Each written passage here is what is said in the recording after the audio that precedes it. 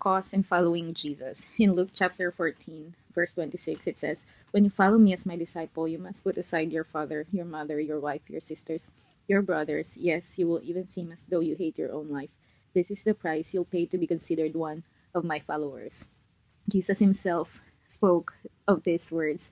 He said that there is a price to pay for all of us, his followers. If we are really God's followers, we will obey what he said. And it says to in verse 27, "And anyone who comes to me must be willing to share my cross and experience it as his own, or he cannot be considered to be my disciple.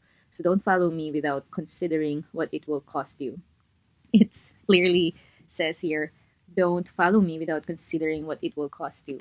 What do you think it will cost you to follow Jesus? What are the things that God is asking you to do? Or what are the things that you feel like you have to surrender to the Lord? It says in verse 33, we just jump on verse 33, it says, "Likewise, unless you surrender all to me, giving up all you possess, you cannot be one of my disciples."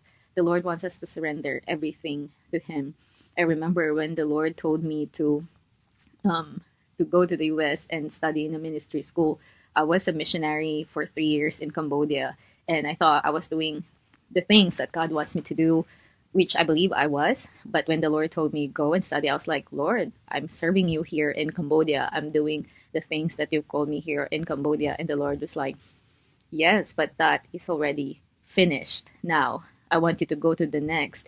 And that's the cost that I have to pay during that time.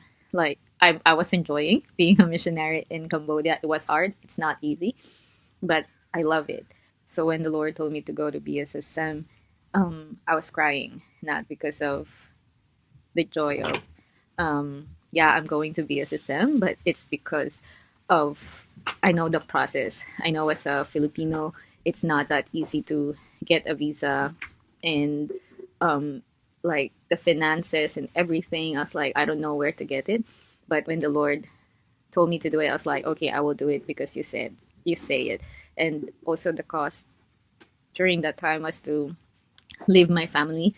And that's one of the hardest things because when I was in Cambodia, I still had a chance to go have a vacation sometimes, and go to the Philippines and see my family. But when I came here, I was not able to see them for 3 years. And in the beginning, I thought it would just be 1 year until the Lord told me, "No, you're going to do second and third year." And I was crying because I want to go back to the mission field.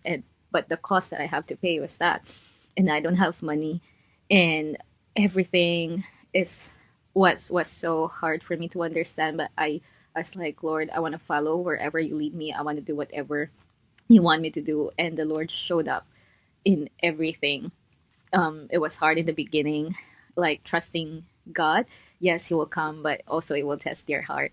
And I remember trusting the Lord in everything means waiting for Him to provide for my food every day, waiting for Him to provide the house where I'm living. And I tell you, for the last 2 years that I was here, I am not paying rent. The Lord had given me a free um, house to live with, to live in, and yeah, the Lord is just good. But there is a price to pay. It's not just sitting down in church and waiting for other people to fill us with the message, to give us revelations from the word, but it is in obedience to the Lord and what He is telling us. So what is the cost that God is telling you to pay?